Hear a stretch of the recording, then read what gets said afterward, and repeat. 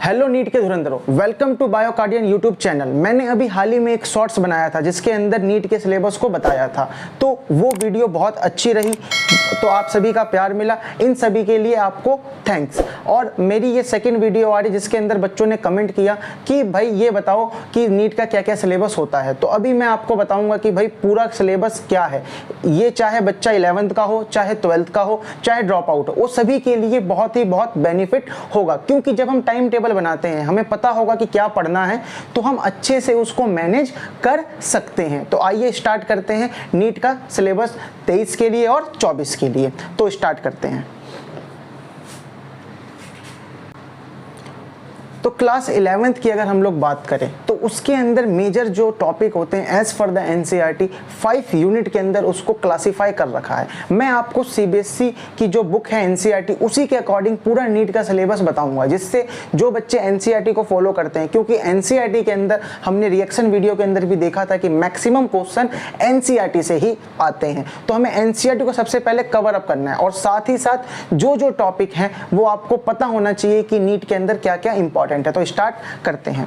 तो आइए देखते हैं diversity in a living world. तो ये जो पहला यूनिट है इसके अंदर हमें क्या क्या पता होना चाहिए। तो फर्स्ट जो चीज़ है वो हमें पता होना चाहिए कि लिविंग ही क्या है, क्योंकि यूनिट है तो लिविंग क्या होता है। उसके बाद हमें ये पता होना चाहिए कि बायोडाइवर्सिटी क्या होता है। फिर भाई क्लासिफिकेशन की नीड क्यों है, इसके साथ 3 डोमेन ऑफ लाइफ क्या क्या है, टैक्सोनॉमी क्या है और सिस्टमेटिक क्या होता है, कॉन्सेप्ट ऑफ स्पीसीज क्या होता है, ठीक है, और साथ में टैक्सोनॉमिकल हायरार्की। इस पे इस बार सवाल भी पूछा गया था कि पोर्ट क्लीन और family get sick, kingdom, phylum, ठीक है, जो मैंने आपको बता ही रखा है। फिर इसके बाद बाइनोमियल नोमेनकल्चर, ये भी हमें पता होना चाहिए। फिर tool of study of taxonomy, जो कि क्या क्या होते हैं, म्यूजियम होता है, जू होता है, ठीक है, हर्बेरिया होता है और बोटेनिकल गार्डन होता है। हर्बेरियम बहुत इंपॉर्टेंट टॉपिक होता है, इसके अंदर ये अक्सर पूछ ही लिया जाता है। फिर अगर हम लोग सेकंड चैप्टर की बात करें तो सबसे बहुत इंपॉर्टेंट है 5 किंगडम क्लासिफिकेशन। आर.एस. विटेकर साहब ने जो दिया है वो पता होना चाहिए, उसके साइलेंट फीचर पता होना चाहिए,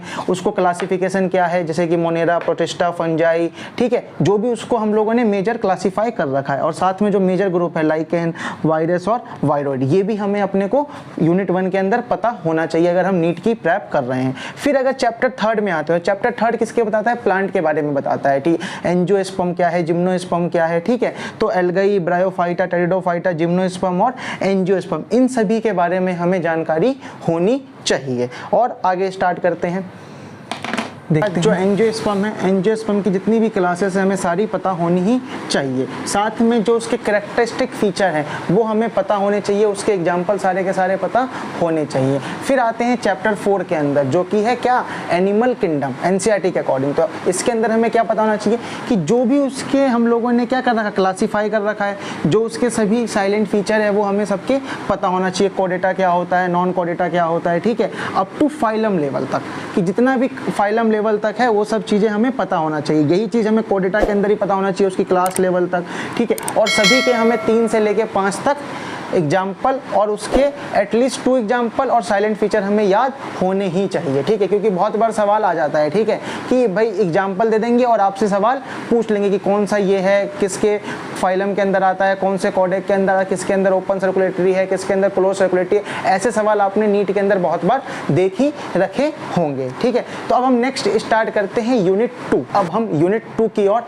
देखते हैं। तो यूनिट क्या है जो एनसीईआरटी के अंदर दे रखा है, वो है structural organisation in animal and plant, कि भाई इसके अंदर हमें टिश्यू के बारे में पढ़ना होता है बेसिकली, ठीक है। तो मॉर्फोलॉजी एंड मॉडिफिकेशन देखेंगे कि टिश्यू मॉर्फोलॉजी क्या है, मॉडिफिकेशन क्या है, टिश्यू क्या होता है, एनाटॉमी फंक्शन क्या होता है, ठीक है, डिफरेंट पार्ट ऑफ फ्लावरिंग क्या है, ठीक है, रूट क्या है, स्टेम क्या है, लीफ क्या है, इन्फ्लोरेसेंस क्या होता है, साइमोस क्या है, रेकमोस क्या होता है, फ्लावर क्या है, फूड क्या है, सीड क्या है, ठीक है, ये सब चीज़ें हमें अच्छे से पता होना चाहिए। साथ ही में हमें क्या, हमें डील करनी आनी चाहिए रेलेवेंट प्रैक्टिकल सिलेबस, जो हमें प्रैक्टिकलिटी में बताया जाता है वो चीज़ भी हमें अच्छे से पता होना चाहिए। बहुत बार सवाल वहाँ से भी पूछ लिया जाता है। फिर अगर हम एनिमल टिश्यू के अंदर देखें तो जो हमारा नेक्स्ट चैप्टर होता है एनिमल टिश्यू के अंदर, उसकी मॉर्फोलॉजी पता होनी चाहिए, एनाटॉमी पता होनी चाहिए, ठीक है, फंक्शन पता होने चाहिए डिफरेंट पार्ट के, जैसे कि डाइजेस्टिव सिस्टम का क्या फंक्शन होता है, सर्कुलेटरी का क्या है, रेस्पिरेटरी का क्या है, नर्वस का क्या है, रिप्रोडक्टिव सिस्टम का क्या है, ठीक है, ये इन सब का पता होना चाहिए। और साथ में जो इंसेक्ट की चीज़ें हैं, ये सारी की सारी किसकी हैं, इंसेक्ट की। किसकी, देखो अब इसमें ना बहुत बार डाउट होता है कि अर्थवर्म, कॉकरोच और फ्रॉग ये आएगा कि नहीं आएगा। तो देखो ऑफिशियली तो कॉकरोच दे रखा है, ठीक है ना, लेकिन ना बहुत बार ऐसा हुआ है कि फ्रॉग से भी सवाल पूछे गए हैं। तो मेरा ये पर्सनल रिकमेंडेशन है आप सभी को कि एक बार फ्रॉग को भी ना सुपरफिशियली देख के जाना, ठीक है।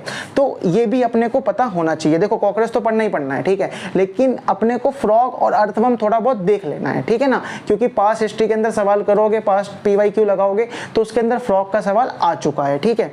तो ये चीज़ का ध्यान रखना। हाँ, तो यूनिट जो 3 आती है वो क्या आती है, सेल स्ट्रक्चर और थ्योरी के बारे में हमें बताता है। तो सेल स्ट्रक्चर एंड थ्योरी में क्या क्या हमें पता होना चाहिए, तो इसको 2 पार्ट में बेसिकली समझेंगे, पार्ट ए और पार्ट बी। तो फर्स्ट पार्ट क्या है, हमें पता होना चाहिए कि सेल थ्योरी क्या है, ठीक है, उसके बेसिक यूनिट ऑफ लाइफ क्या है, structure of prokaryote, structure of eukaryote, plant cell, animal cell, ठीक है, सेल इनवलप क्या होता है, सेल मेम्ब्रेन क्या होती है, सेल वॉल क्या होता है, सेल ऑर्गेनेल्स क्या क्या है, जैसे कि Golgi bodies, lysosome, vacuoles, mitochondria, ठीक है, और ये फिर ribosome, plastid, microbodies, cytoskeleton, cilia, flagella, centrioles, ठीक है, ये सब चीज़ें हमें अच्छे से पता होनी चाहिए। साथ में हमें जो पता होना चाहिए, क्या होना चाहिए, न्यूक्लियस के बारे में पता होना चाहिए, ठीक है, न्यूक्लियर मेम्ब्रेन क्या होता है, क्रोमेटिन क्या होता है, न्यूक्लियोलस क्या होता है। फिर अगर हम लोग नेक्स्ट देखेंगे वो आता है chemical constitution of living cell, ये भी अपने को अच्छे से पता होना चाहिए। भाई ये कहाँ दे रखा है,